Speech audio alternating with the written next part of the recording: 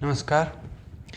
इस वीडियो में हम बात करेंगे टेट वर्सेस सीटेट का जो मामला है, उसमें सुप्रीम कोर्ट का ने अभी अपना फैसला रिजर्व कर लिया है, तो उस पर अभी फैसला आना बाकी है।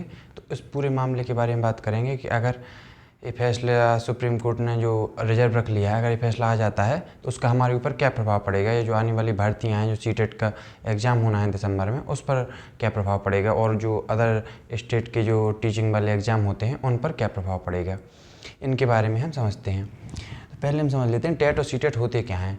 ये टीचर एलिजिबिलिटी टेस्ट और सेंट्रल टीचर एलिजिबिलिटी टेस्ट। जो टेट का पेपर होता है वो हमारी राज्य सरकारें करवाती हैं, और जो सीटेट का पेपर होता है वो हमारी सेंट्रल गवर्नमेंट केंद्र सरकारें कराती हैं। इनका पर्पज़ ये होता है कि जो भी छात्र टीचर बनना चाहते हैं, वो अगर उन्होंने अपना डिग्री या डिप्लोमा कर लिया है, जैसे डीएलएड, डीएड, बीएड जो कर लिया है, उसके बाद हम टेट का एग्ज़ाम देते हैं। ये हमारी पात्रताएं परीक्षा हैं। पहले इन्हीं के द्वारा सिलेक्शन हो जाया करता था, और उससे पहले की बात करें तो डायरेक्ट आप डीएलएड, बीटीसी किए हों तो आपको कोई एग्ज़ाम नहीं देना होता था। आपने जैसे बीएड या बीटीसी की है, आपकी नौकरी लग जाती थी। फिर उसके बाद ये हमारे टेट के एग्ज़ाम आए, फिर और कंपटीशन बढ़ा। तो आज स्थिति ये है कि ये जो हमारे एग्ज़ाम है सिर्फ पात्रता परीक्षा बन के रह गए हैं, कि इनको आपको सिर्फ क्वालिफाई करना है, तभी आप इनका जो हमारे स्टेट के जो टीचर के एग्ज़ाम है उनका मेन पेपर, या यूपी में जिसे सुपर टेट कहते हैं, आप दे पाते हैं। पहले इनको पास करना होता है। तो क्या है, इनका मामला ये है कि टेट और सीटेट जो एग्ज़ाम होते हैं वो कुछ राज्य इनको बैलेट करते हैं, कुछ राज्य इनको नहीं मानते हैं। जैसे यूपी की हम बात करें तो यूपी में टेट भी हमारा मान्य रहता है। अगर आपको सुपर टेट की वैकेंसी आती है तो उसमें आप टेट भी लगा सकते हैं, सीटेट भी लगा सकते हैं। लेकिन जब वहीं एमपी की बात करें तो एमपी में जब वैकेंसी आती है तो उसमें सीटेट काम नहीं करता है। उसमें आपको जो एमपी का टेट होता है वो आपको क्वालिफाई होना ज़रूरी होता है। जैसे अभी एमपी की वैकेंसी आई है, एमपी टेट की वैकेंसी आई है, तो एमपी का जब सुपर टेट आएगा तो उसमें सीटेट अलाउ नहीं रहेगा। तो इसी प्रकार एक झारखंड में ये मामला आया, जब टेट और सीटेट का मामला आमने सामने हुआ। उसमें क्या हुआ कि 2016 से झारखंड में टेट का एग्ज़ाम नहीं हुआ है, और इन लोगों ने अभी 2023 में भर्ती निकाली। जब भर्ती निकाली तो क्या हुआ कि कुछ छात्र, उसमें क्या हुआ, भर्ती निकाली, उसमें सीटेट को बैलेट कर दिया गया, और उन्होंने टेट का एग्ज़ाम कराई नहीं है, सीधी भर्ती निकाल दी गई और सीटेट के बेस पर निकाल दी गई। कुछ छात्र जो झारखंड के थे वो इस बात से ना खुश थे कि जब सीटेट इसमें बैलेट हो जाएगा तो अदर स्टेट के छात्र हैं वो भी झारखंड में जो टीचिंग की भर्ती निकली है उसमें पेपर दे पाएंगे और भारी संख्या में आ जाएंगे।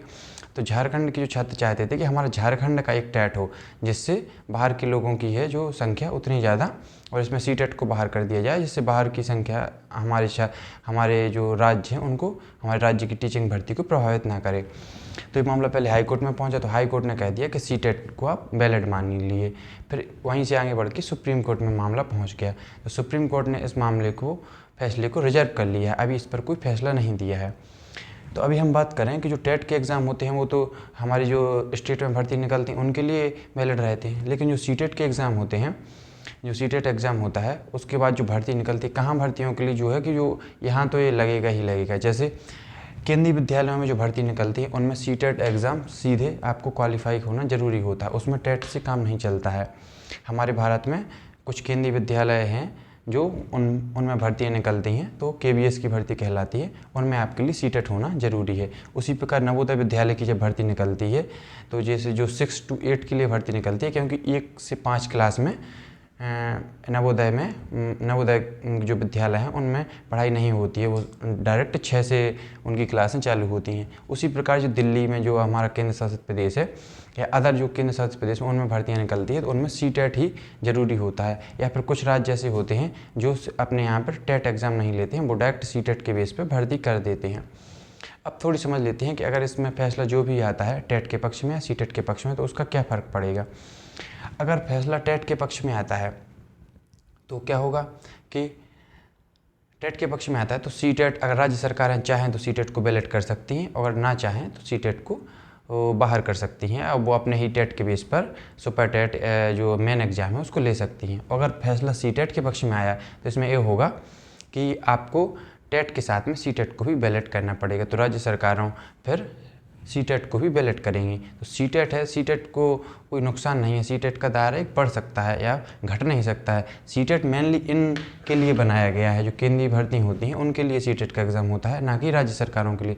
लेकिन एक ऐसा एग्ज़ाम है जो राज्य भी अपने लिए लागू कर लेते हैं, क्योंकि ये पूरे भारत भर में एग्ज़ाम होता है, भारत भर की विभिन्न भाषाओं में एग्ज़ाम लिया जाता है, इसलिए राज्य सरकारें भी इसको बैलेट करती हैं। अब समझते हैं थोड़ी इसका पॉलिटिकल या पॉलिटी की भाषा में इसका क्या प्रभाव होता है। जैसे शिक्षा है जो हमारी समवर्ती सूची का विषय है, हमारे जो केंद्र हमारी मतलब संविधान में जो शक्तियों का बंटवारा है वो त्रिस्तरीय किया गया है, एक तो केंद्र स्तर पर, राज्य स्तर पर और पंचायत स्तर पर। तो मेनली केंद्र और राज्य के स्तर में जो शक्तियाँ हैं उनका आपस में टकराव ना हो, इसलिए इनको 3 भागों में बांट देते हैं। केंद्र सूची के विषय कुछ विषयों को, राज्य सूची के विषय और समवर्ती सूची के विषय। तो हमारी शिक्षा है वो समवर्ती सूची के विषय में आती है, इसलिए केंद्र सरकार, समवर्ती सूची का मतलब होता है कि इस पर केंद्र भी कानून बना सकती है और राज्य भी कानून बना सकता है।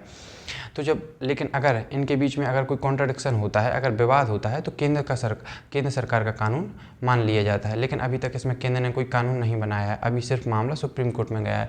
तो इसमें ये होता है कि कोई भी किसी के मामले में इंटरफेयर नहीं करता है।